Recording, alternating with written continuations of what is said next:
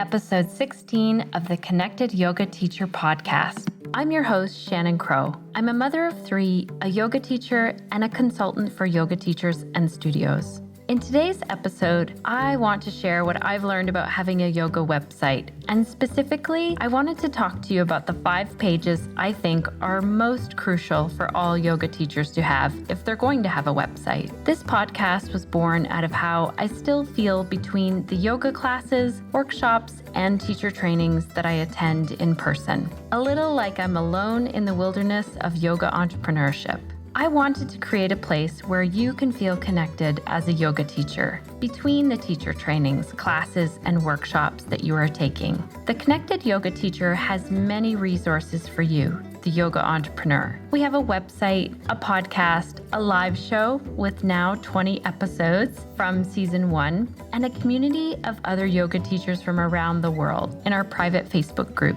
If you are a yoga teacher or you're currently becoming a yoga teacher, you can sign up for this free group. Just visit theconnectedyogateacher.com and click on the Join Our Online Group. There's a big button on the homepage.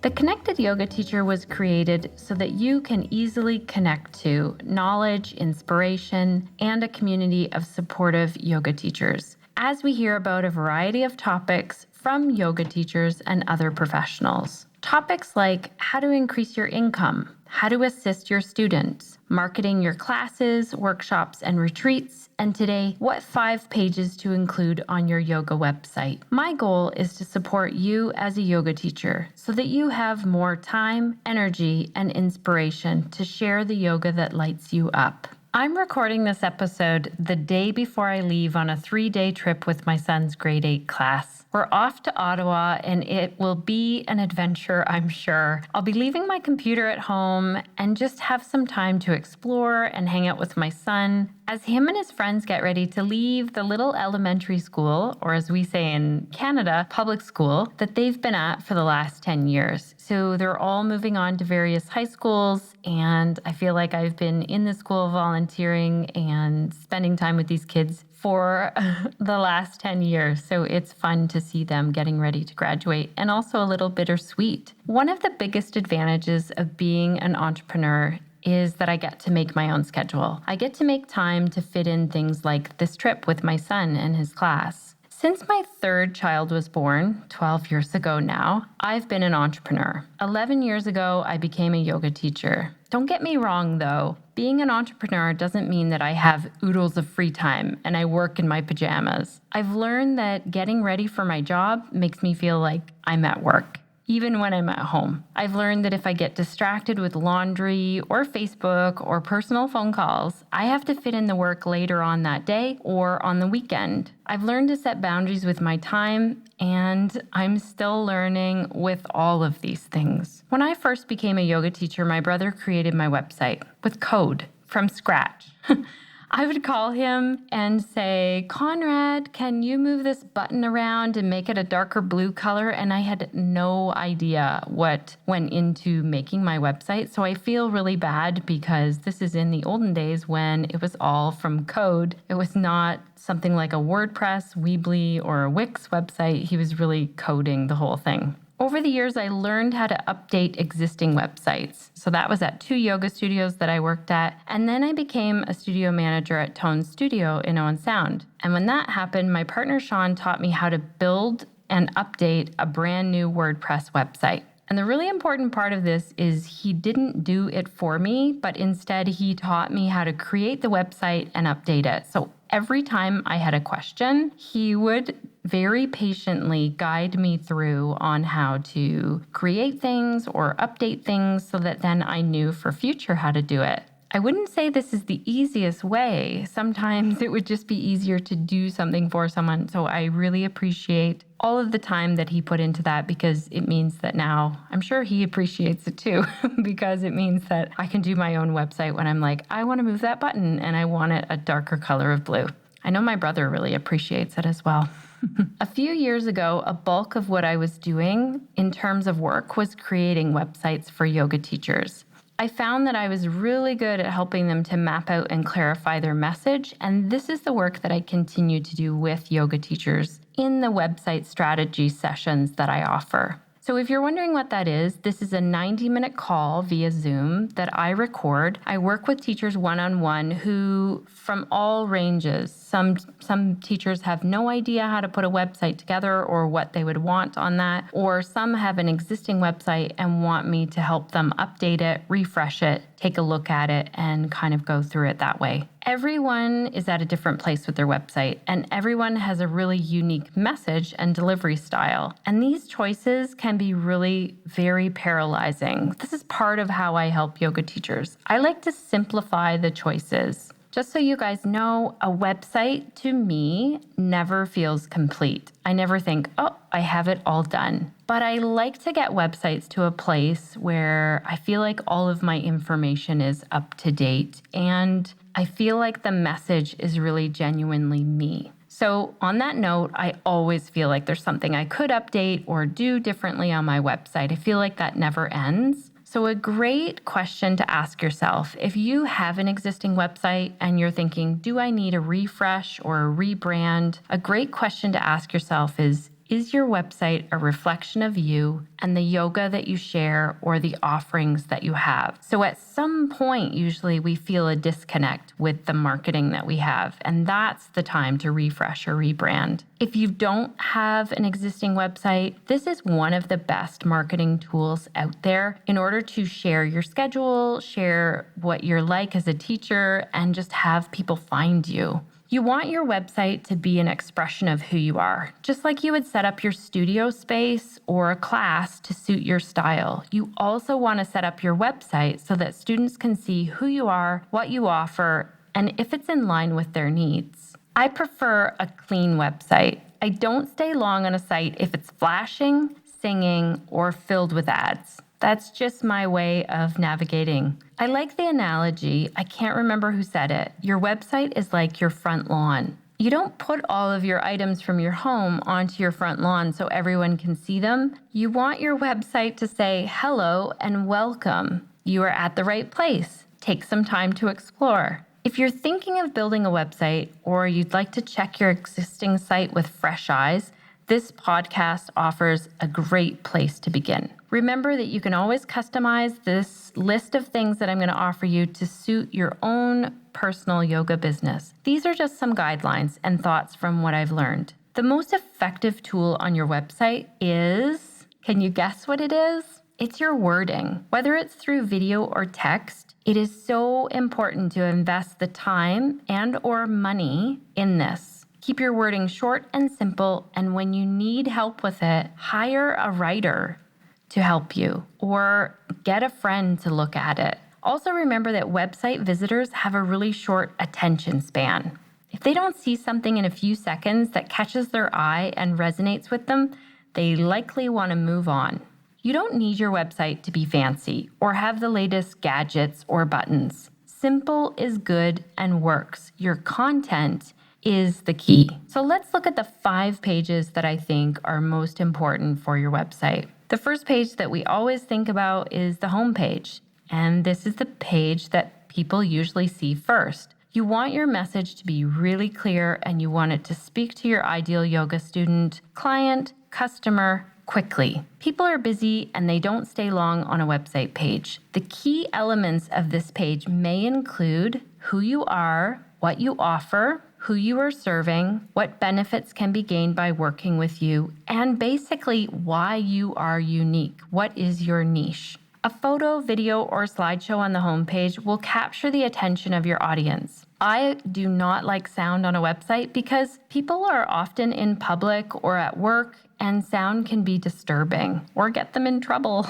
If you love sound, go ahead and include it, but it's something to think about. Also, tell people who you are on the homepage in just a really quick introduction. The About Me page is the place to go into more detail, but you want them to know something about you on the homepage.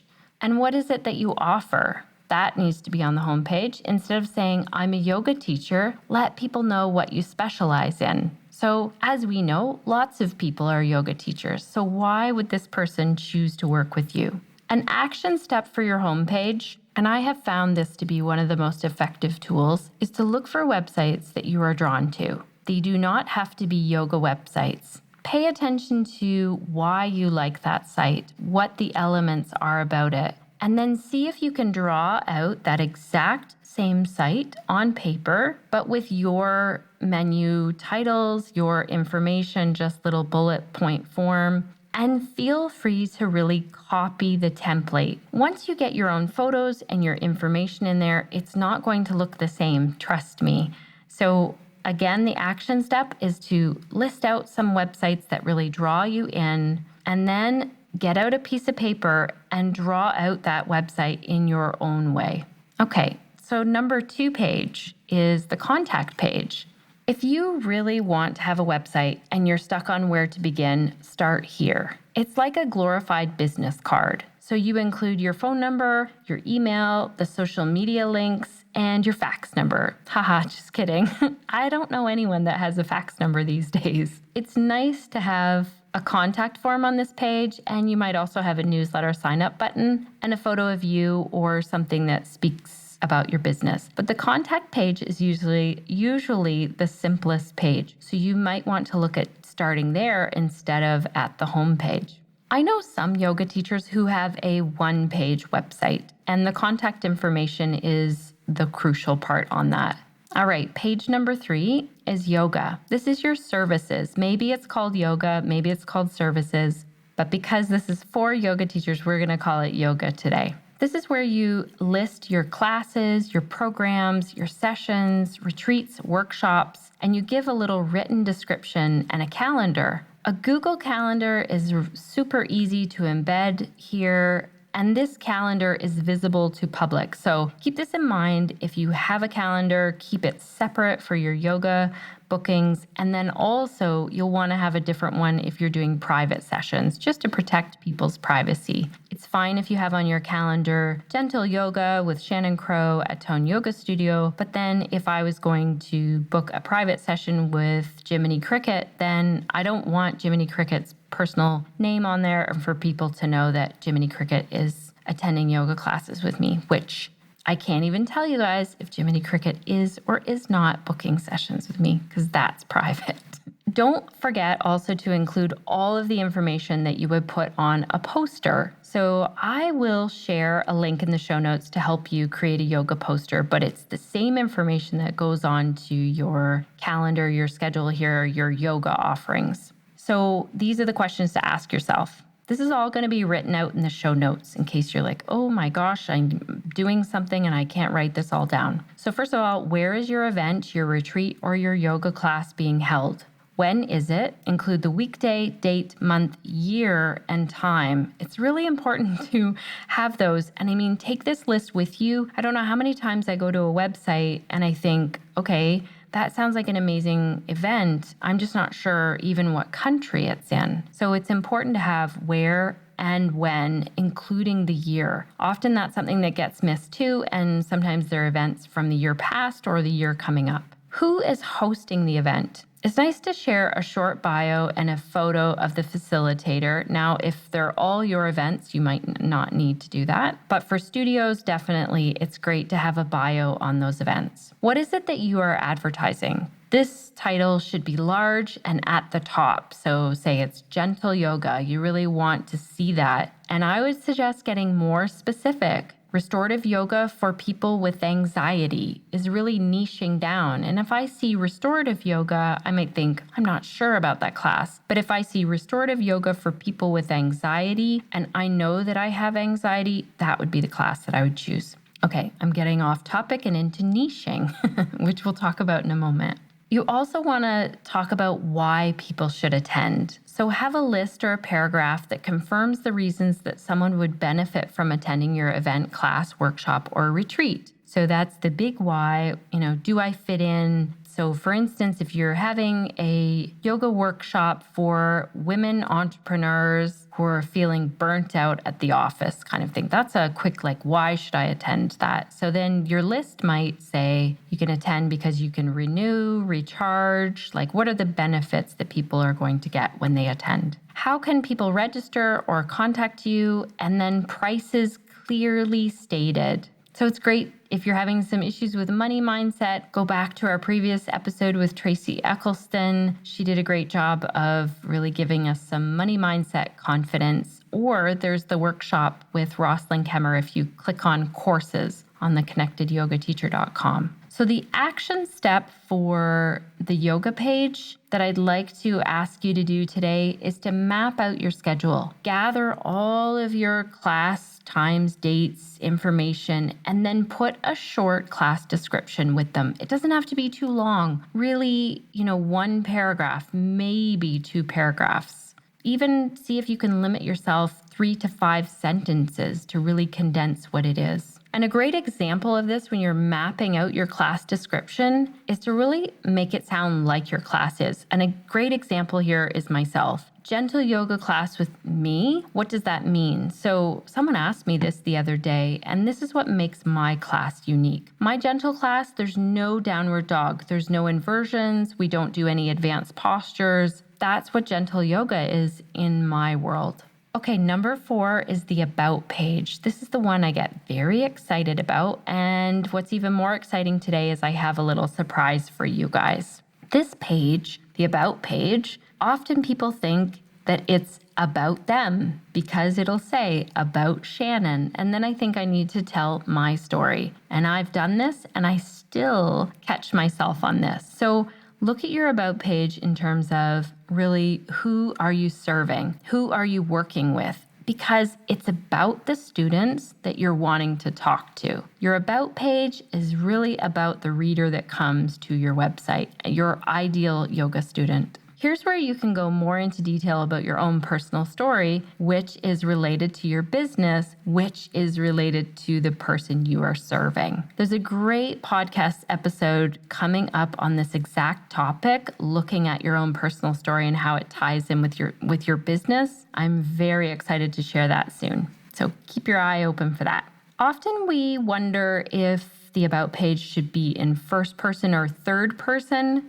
This is your own choice. I like to read one that's in first person, but it might suit you and your business to be in third person. See what suits you. One tip when you're including your training certifications, use a list form and put it at the bottom of this page. Often people like to know, okay, what kind of training have you taken? But if it's in a paragraph form, it's really long. It looks like a lot of words. Your story is more interesting than all the training you have taken, especially for someone who doesn't know the difference between Anusara yoga and Kundalini yoga. So unless your ideal yoga student is someone who's really looked into the various forms of yoga and the different teacher trainings, this is not a list that they're really looking for. But it is great to have somewhere on your website this list for your own records and to link it and to honor the teachers that you've studied with. So when you share about you, your story needs to tie into the needs of your yoga students. Remember that. So another example of this is, say there's a yoga teacher who wants to help students add in strengthening to their yoga practice. So why would this teacher offer this? What is the story? Their ideal yoga student is a woman in her late 50s who wants to stay strong and mobile. This is completely an example I'm throwing out there. But there must be something in this teacher's story that brings them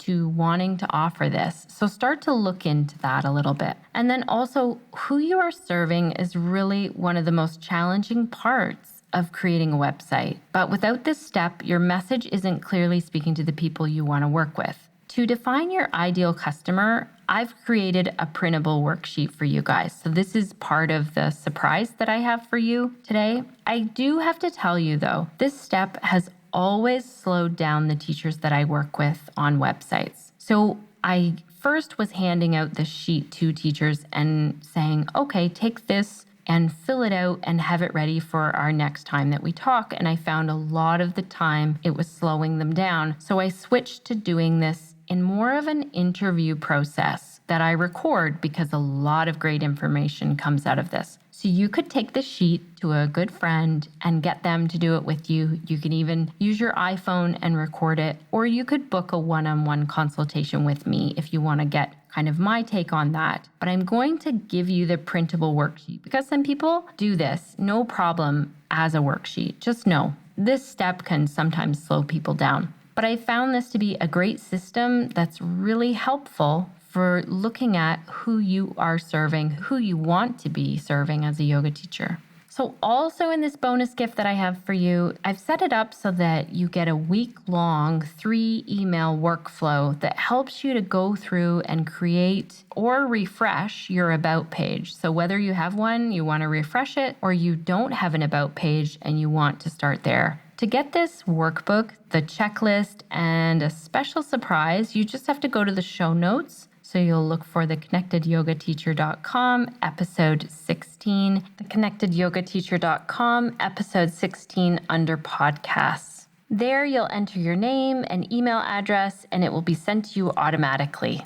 What are the benefits of working with you? This is one of the questions that you want to ask yourself when you're doing the About page. Or put another way, what are the problems that you can help to solve with your classes, workshops, retreats, or other offerings? The action step on this one, other than going and signing up for the bonus gift that will help you a lot, is start to look at, define what is the main struggle for your yoga student, the ideal yoga student, the person you really want to work with. For example, maybe you're a yoga teacher who specializes in chair yoga. Your ideal yoga student, what are their needs? What are their struggles? So one example of this is a student who cannot get down onto the floor and get back up again without using a chair. So they might be feeling embarrassed. They might be feeling like they can't attend a regular yoga class. They might be fearful of going out in public for different mobility reasons. So start to identify some of the struggles that your ideal yoga student might have. Okay,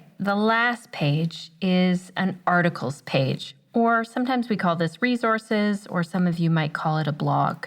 If you like to write at all, consider including a blog or articles page. Google search and SEO, which stands for search engine optimization, works really well when you have words to look for. So this is what helps people to find your website. When you write great articles that speak to the needs of your students, your message gets shared. People get to know you and will decide to work with you based on your content. Now, I want to just differentiate blog and article in my own mind. These are my thoughts. I feel like I used to have a blog and it was more like a journal. Like I went to class and I taught this breath practice and I learned this during my yoga practice and shared this, kind of like what I did during my day. But I started to switch this as a yoga teacher when I would do more research on a specific topic. So for example, yoga for restless leg syndrome was something that I really dove into for a while and researched a lot when I was teaching prenatal yoga. When you do the research, you compile the information.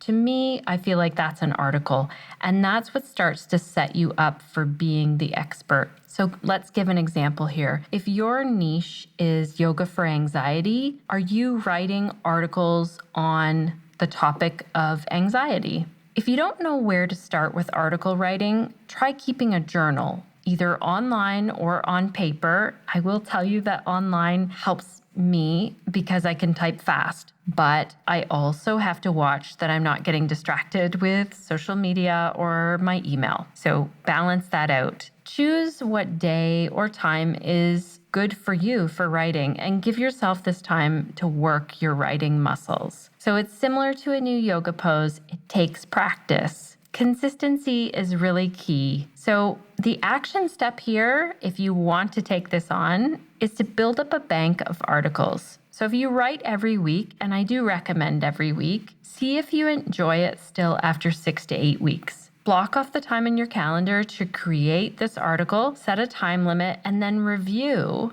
how long did it actually take you. When you get 6 to 8 articles ready, then decide how often you want to publish them. Is this something that you can continue to offer? Okay, so those are the 5 pages. To recap: homepage, contact page, yoga page, about page, and articles resources page. That one is optional. The other 4, I would say, are really critical if you're going to have a yoga website. One last tip, and this is a pet peeve of mine. Please avoid the coming soon pages. These are tempting when you want to tell people about what you have planned. I know how tempting they are, but they're very frustrating to someone browsing your site. Think of this. If someone says gentle yoga or restorative yoga for anxiety coming soon, it doesn't help someone. They can't click on it. If you're wanting to build momentum, have something that people can sign up for. So a great example of this is the retreat episode that we just had with Paloma and